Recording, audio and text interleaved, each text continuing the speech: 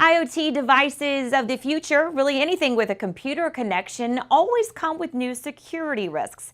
Danny Palmer is in our London ZDNet office. And Danny, you cover a lot of security stories. And just start with the trend, what we're seeing as it relates to new IoT devices and security. Well, IoT devices are the new kid on the block when it comes to internet-connected products. Go back sort of 20 years to when people were first really connecting their computers, their desktops, their laptops to the internet. In many ways, it feels as that we're at the same stage of IoT devices. A lot of people in their homes, a lot of organizations in their offices and other buildings, industrial facilities are rushing in and applying these IoT devices and adding them to their network, because these things like these monitors, these sensors, some of them are everyday products like your kettle. These are providing benefits to employees in a lot of times ways. They're saving costs, they're saving energy, and organizations really want to make efficiencies and make savings like that. But like every product on the internet, if it's not secured properly, it can mean a way in for attackers. And unfortunately, many IoT devices are built with almost no security at all, which can allow attackers to get in. Because if this device is discoverable on the internet and it's connected to the rest of the network, it's an easy to use gateway for attackers. And Danny, can you expand on any any particular or specific examples of this?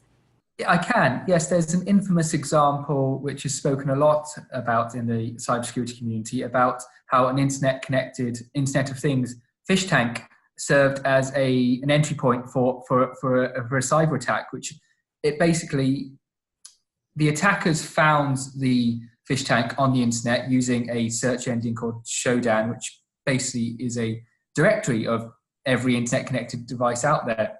This cyber connected fish tank was not properly secured, so the attackers could get into that.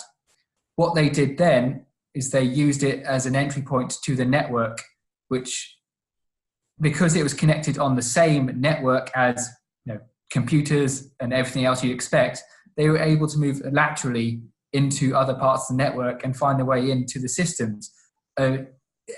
Basically, because the fish tank was on the same network as the rest of their computers, it provided a gateway for the attackers to get in and do things that, well, they'd never be able to with regular fish tank. And if this fish tank had been internet connected and on a separate network to everything else, it would have been fine too. But because it was a flat network with everything on the same internet connection, it provided an easy way in for the attackers.